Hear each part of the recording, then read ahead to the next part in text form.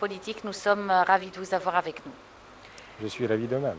Alors, nous sommes chanceux d'avoir eu l'occasion d'en parler avec vous aujourd'hui, puisque vous arrivez des États-Unis et vous avez assisté au déroulement des élections présidentielles aux États-Unis. Avant de commencer le débat et avant de vous poser toutes nos questions, nous allons tout de suite voir un reportage de Wales concernant Donald Trump, depuis le fait qu'il se soit présenté aux élections présidentielles jusqu'à son arrivée à la Maison-Blanche. Donald Trump, né le 14 juin 1946 à New York, est un homme d'affaires et homme d'État américain. Il remporte l'élection du 8 novembre 2016 et prendra ses fonctions de 45e président des États-Unis le 20 janvier 2017, succédant alors à Barack Obama. Engagé en politique à partir des années 1980, il devient de façon inattendue le candidat du Parti républicain à l'issue des primaires de 2016, qu'il remporte sans avoir jamais détenu jusque-là de mandat électif. Marqué par de nombreuses polémiques, sa campagne se caractérise par des propositions radicales visant à réduire l'immigration, un positionnement isolationniste, protectionniste et climato-sceptique, une opposition à l'établissement et au politiquement correct. Elle se distingue également par une absence de recours à des sponsors et un nouveau rapport avec les médias. Éloigné du profil habituel des candidats du Parti républicain, il représente un cas singulier dans l'histoire politique américaine. Sa victoire à l'élection présidentielle de novembre 2016 face à Hillary Clinton déjoue la plupart des pronostics. Le 20 janvier 2017, il deviendra le président le plus âgé, 70 ans, et le plus riche, s'installant à la Maison-Blanche. Donc, comme on a pu le voir, il y a eu beaucoup de détours dans cette affaire et dans le parcours de Donald Trump depuis le fait qu'il se soit présenté comme candidat jusqu'à son arrivée à la Maison-Blanche. Comment vous interprétez ce détour? D'abord, vous êtes les bienvenus dans ce local. Et permettez-moi de dire que la victoire de Donald Trump était pour plus une grande surprise.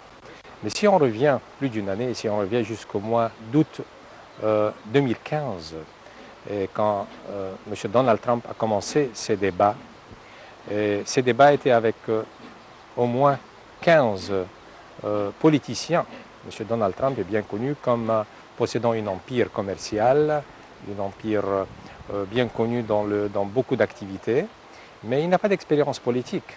Il n'empêche qu'il a pu, selon ses contacts, selon sa façon de parler au public, il a pu écarter tous ces politiciens l'un après l'autre. Parmi ces 15 politiciens qui étaient devant lui en août 2015, où il a commencé les débats, il y avait des membres du Sénat, des anciens gouverneurs, des gouverneurs actuels, des membres des représentants. Et l'un après l'autre, il a pu les écarter. Jusqu'à arriver à emporter la nomination du Parti républicain pour envisager Mme Hillary Clinton.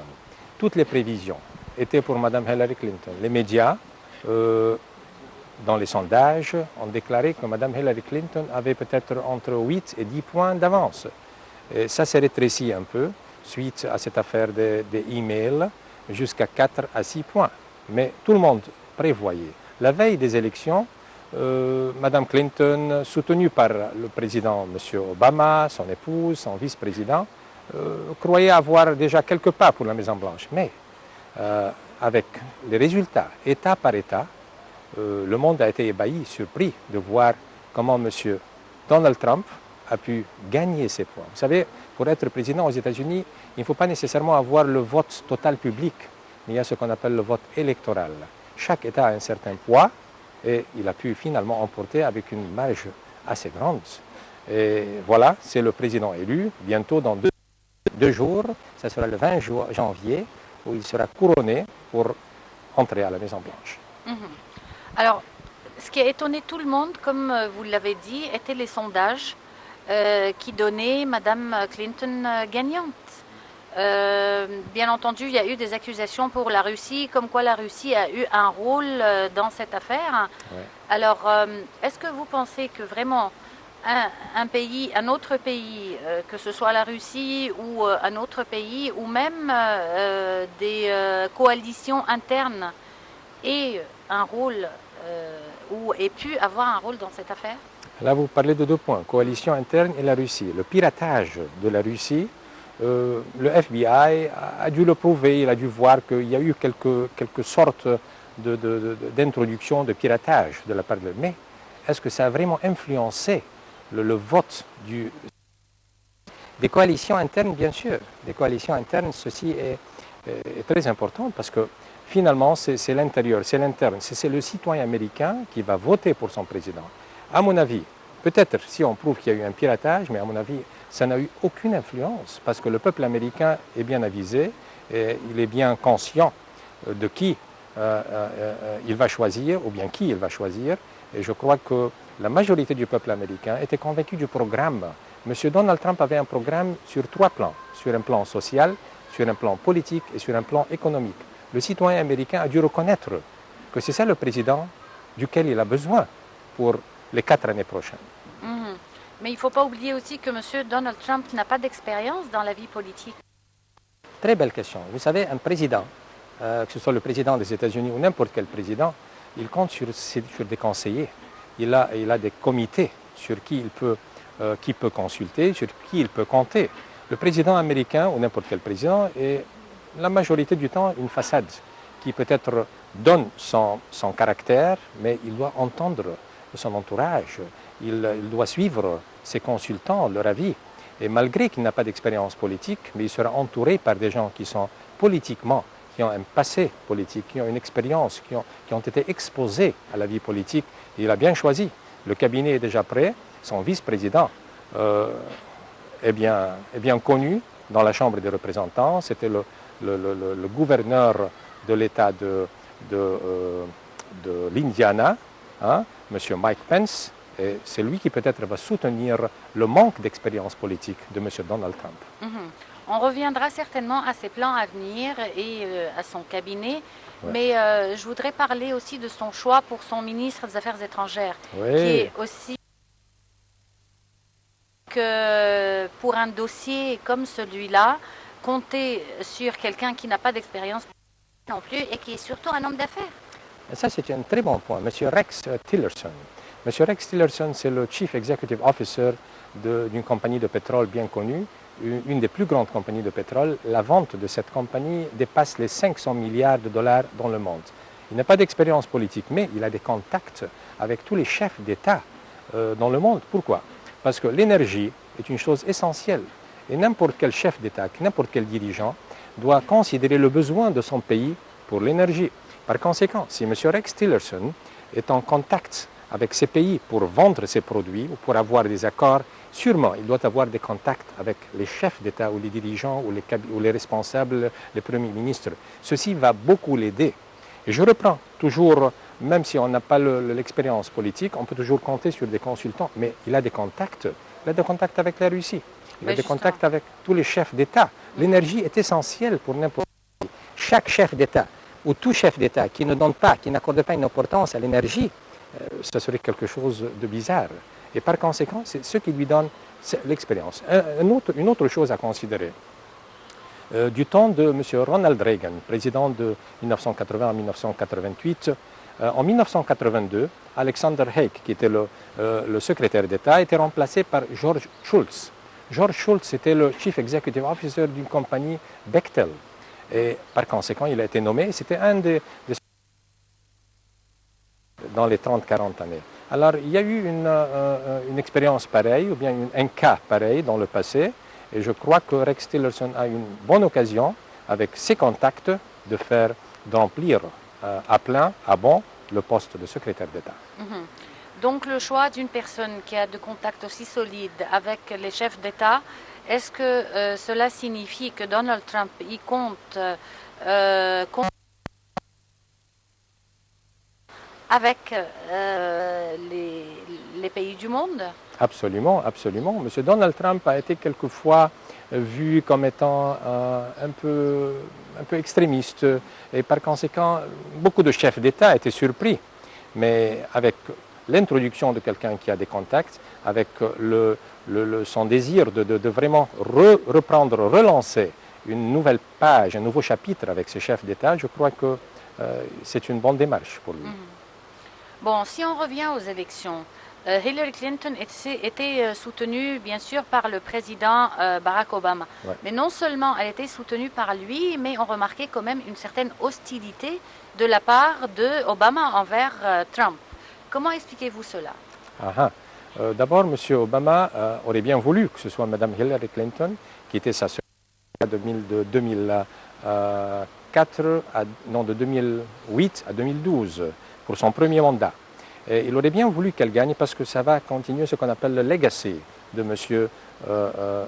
du président Barack Obama. Mais ça n'a pas marché. Il l'a bien soutenu. Son épouse, Mme Michelle Obama, son vice-président, M. Joe Biden. Et on était surpris de voir M. Barack Obama dans un rassemblement pendant la campagne électorale, dans une place, alors que Mme Hillary Clinton était autre part. Ça n'a jamais existé. Il l'a soutenu très fort.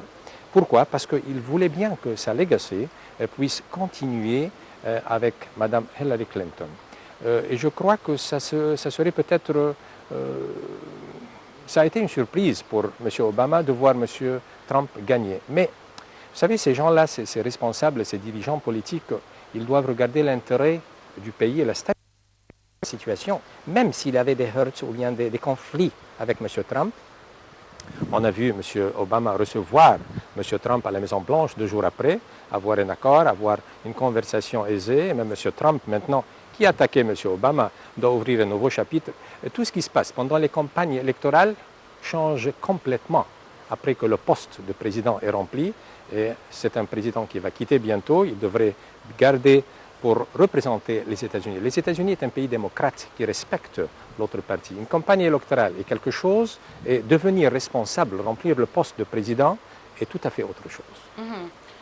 Bien sûr, mais on remarque aussi de la part d'Obama certaines situations où il tente peut-être de piéger ou de créer certaines difficultés pour Trump qui va prendre les rênes. Absolument. Par exemple, dans l'exemple, le vote des... vous savez, la politique, c'est un jeu. Mais il faut savoir d'abord envisager la situation et savoir s'en sortir. Et je crois que M. Trump a bien déclaré. Il a dit, attendez jusqu'au 20 janvier. Je vais soutenir l'État d'Israël parce que le vote était contre une résolution des Nations Unies qui empêche les settlements sur les terres occupées, sur les territoires occupés. Et vous savez, c'est un piège, oui, il faut l'avouer. Et tout le monde le reconnaît. Mais en politique, il faut s'attendre à tout. Il faut s'attendre à tout. Peut-être M. Donald Trump a été surpris aussi de ça, mais le soutien des États-Unis pour Israël restera toujours. Il faut le reconnaître, il faut l'accepter, il faut vivre avec, il faut s'adapter à cette situation. De toute façon, le soutien des États-Unis pour Israël, c'est une décision du Congrès américain plus que du président, n'est-ce pas? Absolument, absolument. On ne peut pas y toucher. Et penser d'y toucher ou de déséquilibrer une chose pareille serait aller contre le courant. Mais il faut s'adapter, il faut savoir comment traiter les situations, comment traiter les États-Unis, comment respecter les accords que nous avons avec Israël et tout autre pays. Et quel est le rôle du vice-président américain? Parce qu'on remarque quand même que peu de pays dans le monde aujourd'hui ont des vice-présidents.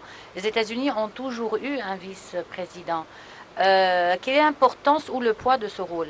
Ça, c'est une très belle question aussi. Le vice-président a rempli le poste du chef de Sénat. Ça, c'est un poste, maintenant, M. Joe Biden, c'est le président du Sénat, c'est le vice-président actuel, mais qui sera remplacé par Mike Pence. Il y a toujours des rôles que le vice-président occupe aux États-Unis. Les États-Unis est la seule superpuissance dans le monde. Au cas de décès, au cas de démission du président, c'est le vice-président qui remplit son poste. Mais ça dépend. Par exemple, on se rappelle de M. George Bush père, avec son vice-président Dan Quayle, qui avait joué très peu de rôle avec George Bush le père. Par contre, George Bush le fils avait un vice-président qui était très... Et puis, ça dépend, le président, ça dépend du rôle du président, ça dépend de la personnalité du président, si vraiment il peut camoufler son vice-président ou non. Dans ce cas-là, Mike Pence, à mon avis, aura un très grand rôle. C'est lui qui sera la porte, ou bien c'est lui qui a ouvert les portes pour M. Donald Trump pour être accepté intérieurement et mondialement. Et on s'attend à voir comment ils vont coordonner ensemble. Et concernant les pouvoirs même du président? Les pouvoirs du président, vous savez, le président n'a pas le rôle ou bien le pouvoir aux États-Unis est partagé en 3 parties. Le président, le côté exécutif et le côté, comment dirais-je, législatif. Le côté législatif, c'est la Chambre des représentants. Le président a un certain pouvoir et le côté exécutif, ce sont les départements. Aux États-Unis, il y a 15 ministères et aux États-Unis, on les appelle departments. Départements. Des départements d'État. Voilà, les départements d'État. Ce sont les 3 partis qui possèdent le pouvoir. Et c'est d'après la Constitution. Le président ne peut pas dire, bon, je te donne ceci, je te donne cela. Il y a une Constitution, il y a des règles, il y a des définitions, ce que le vice-président peut ou doit faire et ce que le président peut ou doit faire aussi. C'est un pays d'institutions démocrates où tous les exécutifs doivent respecter ce qui est écrit, ce qui est accepté par la Constitution. Bon, les Américains, et vous avez dû certainement le remarquer, d'une façon générale, n'étaient pas satisfaits de la victoire de Donald Trump. Ou je me trompe? C'est-à-dire, vous vous trompez partiellement. Pourquoi? Parce que j'étais exposé à plusieurs catégories d'Américains. Je peux vous dire qu'il y avait beaucoup d'Américains qui étaient pour, il y avait d'autres qui étaient contre. Et ça a toujours existé. On a vu dans les élections passées comment il y avait beaucoup de gens qui étaient pour Obama, qui étaient contre Obama. Je crois que la majorité, et ça dépend d'une chose, parce que si vous regardez par exemple le vote populaire total, Mme Clinton a eu 1 million de votes, c'est peut-être plus au vote total. Ceci peut-être donne l'impression, comme vous venez de dire, que le peuple américain ne voulait pas tellement, ou n'était pas tellement satisfait. Mais, d'après la Constitution, il y a ce qu'on appelle le vote électoral. La Californie, c'est elle qui a causé ce nombre en excès. La Californie possède à peu près 30 millions de votes. Alors, et la Californie a toujours été démocrate. Si on s'arrête avant la Californie, on remarque que M. Donald Trump a eu des points avance, mais aussi a eu des votes qui dépassent ceux de Mme Clinton. Mais la Californie, où Mme Clinton a emporté 55 points, mais a emporté beaucoup de votes sur le nombre de votes directs, ceci a reflété l'impression que le peuple américain voulait Mme Clinton. Mais moi, j'ai connu beaucoup, j'ai entendu beaucoup, j'ai assisté à des campagnes électorales de M. Donald Trump où vraiment le peuple était très enthousiaste pour le voir. Donald Trump a pu attirer l'attention du peuple par son style quelquefois et surtout avec ce qui se passait comme terrorisme aux États-Unis. Le peuple américain s'est dit, voilà, c'est ce ton que nous voulons, cette tonalité que nous désirons, c'est cette personnalité, c'est lui qui va arrêter ces agressions. Parce qu'il faut avouer qu'il y a eu une instabilité, il y a eu des actes terroristes qui ont arraché la vie à des innocents. Et ceci, le peuple américain n'était pas content. Il n'était pas content aussi de cette diplomatie douce que le président actuel et les autres présidents et les dirigeants dans le monde ont suivi pour envisager ce terrorisme. Alors que Donald Trump, d'après les débats, on a vu comment il était agressif. Ils se sont dit, voilà. Et puis le programme, il avait un programme social, un programme économique, un programme politique. Les gens ont été convaincus. Mais le vote total direct, pourquoi a-t-il dépassé 2 millions? À cause de la Californie. La Californie, qui est l'État de l'Ouest, vous savez, on compte de l'Est à l'Ouest. Si on s'arrête un peu avant la Californie, vous allez trouver que le vote direct pour M. Donald Trump dépasse celui de Clinton. Elle a emporté, considérant la Californie. Est-ce qu'on peut lier le fait qu'elle soit majoritaire en Californie à l'instruction même des Californiens, leur état de vie, leur statut social? Très belle question. La Californie est un État qui est très libéral. Et il y a des États conservateurs aux États-Unis. Ceux-là ont tout de suite voté pour Donald Trump. Et puis il y a une fidélité. C'est-à-dire des États où on peut dire, voilà, ça c'est le rouge, ça c'est le bleu. Hein? On ne peut pas toucher. La seule exception où la Californie a voté pour un président républicain était du temps de Ronald Reagan en 1980, en 1984. Pourquoi? Parce que Ronald Reagan était le gouverneur de la Californie. Mais la Californie, dans les 50-60 dernières années, a toujours été démocrate. C'est un État libéral. Madame Clinton, comme représentante du Parti démocrate, est aussi libérale. M. Donald Trump représente les républicains. Il y a une différence entre les deux partis. Il y a une différence de conception, mais la liberté, ou bien les conceptions libérales sont plutôt liées au Parti démocrate. Et c'est pour cette raison que Mme Clinton a pu emporter la majorité comme majoritaire en Californie. L'un des points qui est assez paradoxal aussi est Mme Clinton en question, puisque le fait que Trump ait remporté ces élections, c'est parce qu'il a beaucoup joué sur la défaite de Mme Clinton en tant que secrétaire des Affaires étrangères, ancienne ministre des Affaires étrangères, secrétaire d'État des Affaires étrangères. Ça, c'est un point. Même Obama n'a pas tenu à ce que Mme Clinton tienne pendant son deuxième mandat, alors que lui, il l'a supporté, il l'encourageait énormément. Donc, comment vous expliquez ce paradoxe?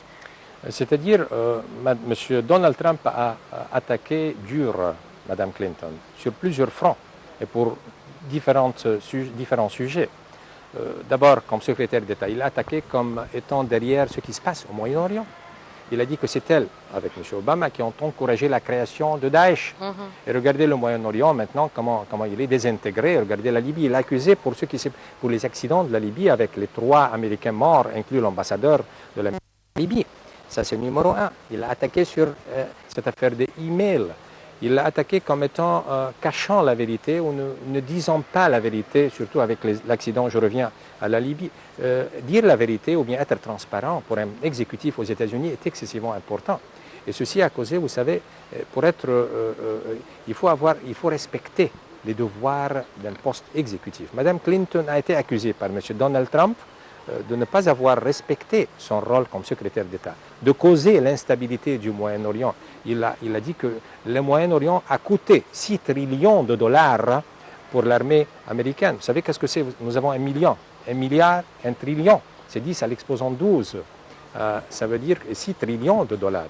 Il a accusé qu'elle a perdu beaucoup d'argent, qu'elle a causé un déséquilibre et que ce déséquilibre, avec la désintégration de l'Irak, de la Syrie, de la Libye, est devenu le foyer des terroristes, des intégristes, des extrémistes qui causent la terreur en Europe, au Moyen-Orient et même aux États-Unis. Et il était très dur, très fort. A-t-il dit la vérité? Je pense que oui, mais finalement c'est le peuple américain qui choisit. Et c'est le peuple américain qui écoute, qui suit ce qui se passe dans les débats, dans la presse.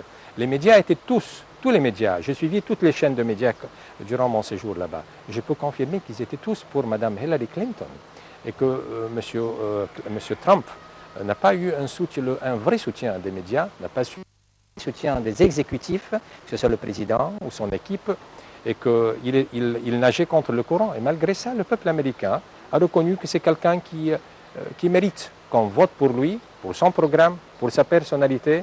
On y est là et on verra comment ça va tourner. En tout cas, avant de terminer, on voudrait parler aussi des plans à venir de Donald Trump et comment est-ce que vous imaginez sa politique envers surtout le Proche-Orient.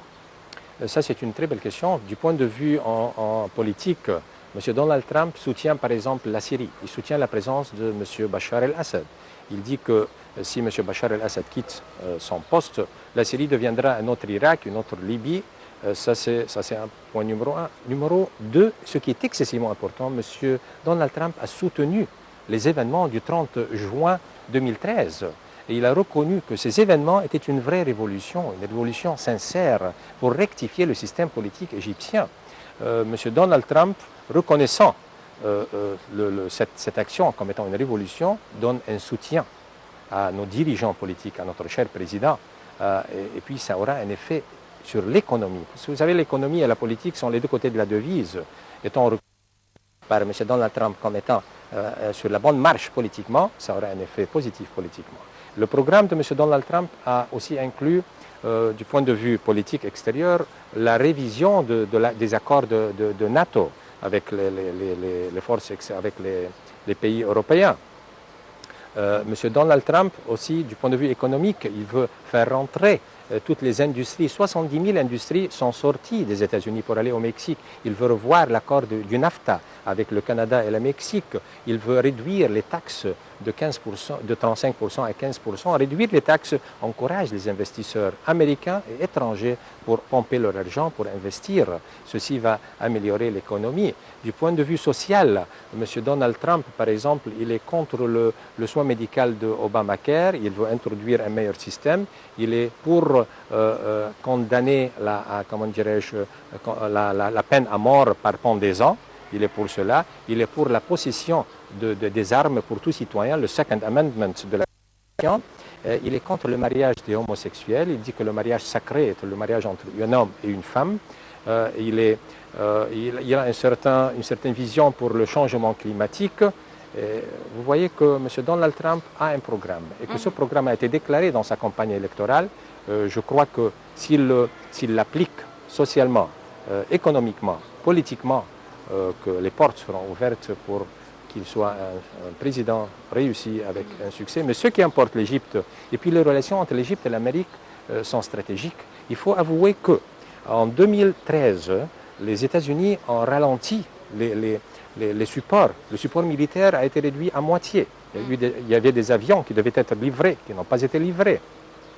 Le support par le USAID a été réduit à moitié, alors qu'aujourd'hui, on a beaucoup d'espoir à reprendre les canaux de coopération mutuelle, économique, militaire, surtout après la reconnaissance des événements du 30 juin 2000. Monsieur Gamil Badr, je vous remercie beaucoup pour ces informations et je vous remercie aussi de nous avoir suivis. On se retrouve donc la semaine prochaine à la même heure avec un nouveau thème qui nous intéresse. Au revoir.